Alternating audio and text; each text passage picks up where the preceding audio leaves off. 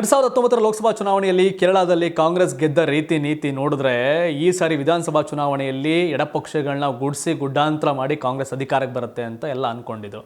ಯಾಕೆಂದರೆ ವಯನಾಡಲ್ಲಿ ರಾಹುಲ್ ಗಾಂಧಿ ಚುನಾವಣೆಗೆ ನಿಂತು ಗೆದ್ದಿದ್ರು. ರಾಹುಲ್ ಗಾಂಧಿಯನ್ನು ಉತ್ತರ ಪ್ರದೇಶದಲ್ಲಿ ಚುನಾವಣೆಯಲ್ಲಿ ಸ್ಮೃತಿ ಇರಾನಿ ಸೋಲಿಸಿದ್ರು. ಕೇರಳದ ಜನ ರಾಹುಲ್ ಗಾಂಧಿಯವರ ಕೈ ಹಿಡಿದಿದ್ರು. ಈಗಲೂ ವಿಧಾನಸಭಾ ಚುನಾವಣೆಯಲ್ಲಿ ಕಾಂಗ್ರೆಸ್ ಅಧಿಕಾರಕ್ಕೆ ಬರುತ್ತೆ ಅನ್ನೋ ಲೆಕ್ಕಾಚಾರದಲ್ಲಿ ಎಲ್ಲ ಇದ್ದರು.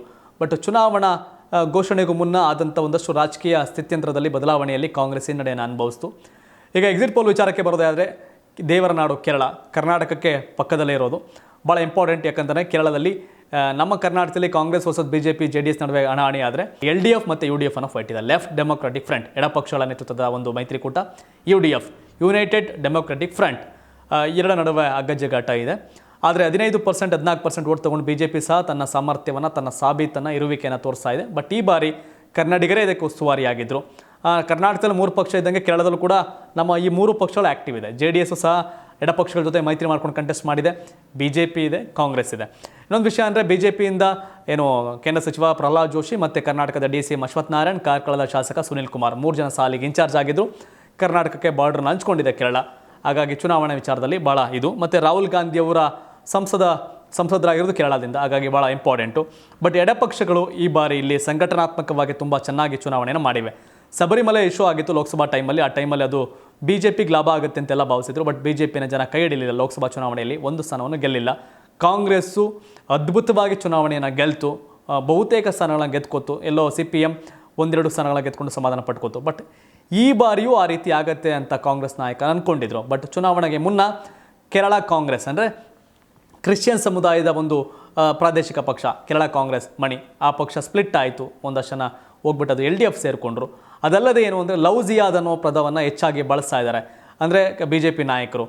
ಮತ್ತು LDF ಈ ವಿಷಯವನ್ನೇ ಕೂಡ ಎಲ್ಲೂ ಪ್ರಸ್ತಾಪ ಮಾಡೋದಿಲ್ಲ. LDF ಯಾವುದೇ ಜಾತಿ ಧರ್ಮ ವಿಚಾರವನ್ನು ಮಾತಾಡೋದಿಲ್ಲ. ಎಡಪಕ್ಷದ ನಾಯಕರು ಜಾತಿ ಧರ್ಮದ ಬಗ್ಗೆ ಚರ್ಚೆ ಮಾಡಿ ಚುನಾವಣೆ ಮಾಡೋದೇ ಇಲ್ಲ. ಬಟ್ ಇಲ್ಲಿ UDFಗೆ ದೊಡ್ಡ ಹೊಡೆತ ಅಂತಂದರೆ ಮುಸ್ಲಿಂ ಲೀಗ್ UDFಗೆ ಬಹುದೊಡ್ಡ ಮೈತ್ರಿಕೂಟದ ಪಕ್ಷ. ಇಲ್ಲಿ ತುಂಬ ಸ್ಟ್ರಾಂಗ್ ಆಗಿರೋದು UDFನಲ್ಲಿ ಮುಸ್ಲಿಂ ಲೀಗ್ ಅತಿ ಹೆಚ್ಚು ಮತಗಳನ್ನ ಪಡ್ಕೊಂಡು ಅತಿ ಹೆಚ್ಚು ಸ್ಥಾನಗಳನ್ನ ಗಳಿಸುತ್ತೆ. ಆದರೆ UDFನಲ್ಲಿರ್ತಕ್ಕಂಥ ಬೇರೆ ಬೇರೆ ಪಕ್ಷಗಳು ಮತ್ತು ಕಾಂಗ್ರೆಸ್ ಹೆಚ್ಚು ಸ್ಥಾನವನ್ನು ಗಳಿಸುವಲ್ಲಿ ವಿಫಲವಾಗಿದೆ. ಹೀಗಾಗಿ UDF ಕೇರಳದಲ್ಲಿ ಅಧಿಕಾರಕ್ಕೆ ಬರೋದು ಬಹುತೇಕ ಡೌಟು. ಸ್ಪಷ್ಟ ಬಹುಮತದಿಂದ ಪಡ್ಕೊಂಡು ಲೆಫ್ಟ್ ಡೆಮೊಕ್ರಾಟಿಕ್ ಫ್ರಂಟ್ ಇಲ್ಲಿ ಅಧಿಕಾರಕ್ಕೆ ಬರುತ್ತೆ. BJP ಪರವಾಗಿ ಎಲ್ಲರೂ ಸಹ ಅಂದರೆ DCM ಸೇರಿದಂತೆ ಎಲ್ಲ BJP ನಾಯಕರು ತನು ಮನ ಧನ ಎಲ್ಲವನ್ನೂ ಸಹ ಅರ್ಪಿಸಿ ಚುನಾವಣಾ ಪ್ರಚಾರ ಮಾಡಿದರು. BJP ಇಲ್ಲಿ ಮೈತ್ರಿಕೂಟ ಪಕ್ಷ ಇದೆ, BDJS ಅಂತ, ಭಾರತ್ ಧರ್ಮ ಜನಸೇನಾ ಅಂತ. ಇನ್ನು ನಮ್ಮಲ್ಲೇನು ನಿಮಗೆ ಜನಾರ್ದನ ಪೂಜಾರಿ ಅವರ ಕಮ್ಯುನಿಟಿ, ಲೈಕ್ ಕರ್ನಾಟಕದಲ್ಲಿ ಏನು ಈಡಿಗ ಸಮುದಾಯ ಇದೆಯಲ್ಲ, ಅದು ಅಲ್ಲಿ ಎಜ್ವಾಸ್ ಅಂತ ಕರೀತಾರೆ ಕೇರಳದಲ್ಲಿ. ಅಲ್ಲಿ ತುಷಾರ್ ವೆಲ್ಲಪಲ್ಲಿ ನಟೇಶನ್ ಆ ಒಂದು ಸಮುದಾಯದ ನಾಯಕ. ಬಟ್ ಅವರ ಪುತ್ರ ತುಷಾರ್ ವೆಲ್ಲಪಲ್ಲಿ BDJS ಅಂತ ಒಂದು ಪಕ್ಷವನ್ನು ಕಟ್ಟಿದ್ರು. ಅದು NDA ಮೈತ್ರಿಕೂಟದಲ್ಲಿ ಚುನಾವಣೆಯನ್ನು ಕಂಟೆಸ್ಟ್ ಮಾಡಲಾಗಿದೆ. BJP ಇಲ್ಲಿ ಒಳ್ಳೊಳ್ಳೆ ಕ್ಯಾಂಡಿಡೇಟ್ಗಳನ್ನ ಹಾಕಿದೆ. ರಾಜ್ಯಸಭಾ ಸದಸ್ಯ ಸುರೇಶ್ ಗೋಪಿ ಸಹ BJP ಕ್ಯಾಂಡಿಡೇಟಲ್ಲಿ ಅವರು ಒಂದು ಕಡೆ. ಮತ್ತು ಮೆಟ್ರೋಮ್ಯಾನ್ ಶ್ರೀಧರನ್ ಸಹ BJP ಕ್ಯಾಂಡಿಡೇಟು. ಶ್ರೀಶಾಂತ್ ಕಳೆದ ಬಾರಿ ಸ್ಪರ್ಧೆ ಮಾಡಿದರು ಕ್ರಿಕೆಟಿಗ BJPಯಿಂದ. ಬಟ್ ಈ ಬಾರಿ ಅವರು ಸ್ಪರ್ಧೆ ಮಾಡಲಿಲ್ಲ. ಇಲ್ಲಿ 140 ವಿಧಾನಸಭಾ ಕ್ಷೇತ್ರ ಬರುತ್ತೆ. 140ರಲ್ಲಿ ಒಂದು BJP MLA ಇದೆ, ಅದೊಂದೇ BJP ಗೆದ್ದಿದ್ದು. ಬಟ್ ನೇಮಮಲ್ಲಿ BJP ಸರ್ ಗೆಲ್ಲಿಗೆ ಬಿಡೋದಿಲ್ಲ, ಮತ್ತು BJP ಖಾತೆ ತೆರೆಯಕ್ಕೆ ಬಿಡೋದಿಲ್ಲ. BJPನ ಇಲ್ಲಿಂದ ಓಡಿಸ್ತೀವಿ ಅಂತ ಕಾಂಗ್ರೆಸ್ನವರು ಮತ್ತು ಕಮ್ಯುನಿಸ್ಟರು ಮಾತಾಡ್ತಾ ಇದ್ದಾರೆ. ಎಷ್ಟು ಮಜಾ ಇದೆ ಇಲ್ಲಿ ಅಂತಂದರೆ, BJP ವಿರುದ್ಧ ಯಾವ ಮಟ್ಟಿಗೆ ಇವರೆಲ್ಲ ಸಂಘಟಿತವಾಗಿ ಇರ್ತಾರೆ ಅಂತಂದರೆ, BJP ಯಾವುದೇ ಕಾರಣಕ್ಕೂ ಗೆಲ್ಲಬಾರ್ದು ಅಂತ ಲೆಫ್ಟು ಮತ್ತು UDF ಇಬ್ಬರು ಸಹ ಒಂದಾಗ್ಬಿಡ್ತಾರೆ. ತಿರುವನಂತಪುರಂ ಮಹಾನಗರ ಪಾಲಿಕೆಯಲ್ಲಿ ಕಳೆದ ಬಾರಿ ಕಾಂಗ್ರೆಸ್ಸು ಮತ್ತು ಎಡಪಕ್ಷಗಳು ಮೈತ್ರಿ ಮಾಡ್ಕೊಂಡಿದ್ದು BJP ಅಧಿಕಾರ ತಪ್ಪಿಸೋಕ್ಕೋಸ್ಕರ ಅಂತ. ಅಂದರೆ BJPನ ಕೇರಳದಿಂದ ಹೊರ ಹಾಕೋಕ್ಕೆ UDF ಮತ್ತು LDF ಇಬ್ಬರು ಸಹ ಸಂಘಟನಾತ್ಮಕ ವರ್ಕ್ ಮಾಡ್ತಾರೆ. ಬಟ್ ಈ ಬಾರಿ ಮಂಜೇಶ್ವರದಲ್ಲಿ ಕಳೆದ ಬಾರಿ BJP 57 ಮತಗಳಿಂದ ಸೋತಿತ್ತು. ಮತ್ತು ನೇಮಮಲ್ಲಿ ಈಗ ಕ್ಯಾಂಡಿಡೇಟ್ನ ಚೇಂಜ್ ಮಾಡಿದ್ದಾರೆ. ಸೊ ಎಲ್ಲ ಲೆಕ್ಕಾಚಾರ ನೋಡ್ತಾ ಇದ್ದರೆ BJP ಈ ಬಾರಿ ಒಂದಿರೋ ಸಂಖ್ಯೆನ 1, 2, 3, 4 ಅಂತ ಜಾಸ್ತಿ ಮಾಡ್ಕೊಳ್ಳೋ ಸಾಧ್ಯತೆ ಇದೆ. ಬಟ್ UDF ಒಂದು ಒಳ್ಳೆಯ ಅವಕಾಶ ಇತ್ತು. UDF ನಾಯಕರೆಲ್ಲ ಬಂದು ನಮ್ಮ KPCC ಅಧ್ಯಕ್ಷ DK ಶಿವಕುಮಾರ್ ಮನೆಗೆ ಬಂದು ಚುನಾವಣಾ ಪ್ರಚಾರ ಕರ್ಕೊಂಡು ಹೋಗ್ತಿದ್ರು. DK ಶಿವಕುಮಾರು ಸಹ ಎಲ್ಲ ರೀತಿಯಲ್ಲೂ ಸಹಾಯ ಮಾಡಿದ್ದಾರೆ UDFಗೆ. ಬಟ್ ಕೇರಳದಲ್ಲಿ ಒಂದು ರೀತಿಯ LDF ಅಂದರೆ ಸಂಘಟನಾತ್ಮಕವಾದಂಥ ಒಂದು ರಾಜಕಾರಣದ ಒಂದು ವರ್ಗ ಅಂತ ಕರಿಬೋದು. ಸೊ ಇಲ್ಲಿ ಎಡಪಕ್ಷಗಳ ನೇತೃತ್ವದ LDF ಅಧಿಕಾರಕ್ಕೆ ಬರುತ್ತೆ.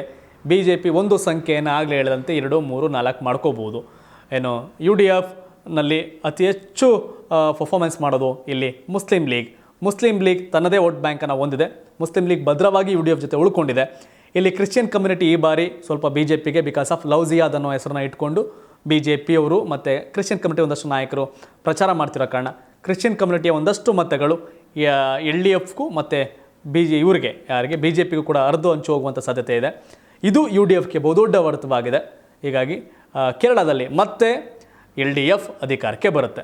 ನಾವಿಷ್ಟೆಲ್ಲ ಹೇಳಿದ ಮೇಲೂ ಎಕ್ಸಿಟ್ ಪೋಲ್ ಪ್ರಕಾರ ಹಿಂಗೆ ಬರುತ್ತೆ ಅಂತ ಹೇಳಿದ್ರು. ನಿಮ್ಮದೇನೋ ಒಂದು ಒಪಿನಿಯನ್ ಇರುತ್ತೆ. ಮೇ 2ಕ್ಕೆ ಬರೋದೇ ಫೈನಲ್ಲು. ಬಟ್ ನಿಮ್ಮ ಒಪಿನಿಯನ್ ಏನು ಕಾಮೆಂಟ್ ಮಾಡಿ ತಿಳಿಸಿ. ಇದು ಕರ್ನಾಟಕ TV, ಕನ್ನಡಿಗರ ಧ್ವನಿ. 1 kg ಜೀನಿ ಕುಡಿಯೋದ್ರಲ್ಲಿ BP, ಶುಗರ್ ಕಂಟ್ರೋಲಿಗೆ ಬರುತ್ತೆ. ಟಿನಿ ಮಿಲೆಟ್ ಹೆಲ್ತ್ ಮಿಕ್ಸ್ ನಿಮ್ಮ ಸಮೀಪದ ಅಂಗಡಿಗಳಲ್ಲಿ ಲಭ್ಯ. ಮಕ್ಕಳಿಗೆ ವಿದ್ಯೆ ಎಷ್ಟು ಮುಖ್ಯವೋ ಪೋಷಕಾಂಶಯುಕ್ತ ಆಹಾರವೂ ಅಷ್ಟೇ ಮುಖ್ಯ. ಜೀನಿ ಕುಡಿದರೆ ಶಕ್ತಿ ಬರುತ್ತೆ, ಬುದ್ಧಿವಂತರಾಗುತ್ತೀರಾ. ನೀವು ಜೀನಿ ಕುಡಿಯಿರಿ, ಆರೋಗ್ಯವಾಗಿರಿ. ಟಿನಿ ಮಿಲೆಟ್ ಹೆಲ್ತ್ ಮಿಕ್ಸ್ ನಿಮ್ಮ ಸಮೀಪದ ಅಂಗಡಿಗಳಲ್ಲಿ ಲಭ್ಯ.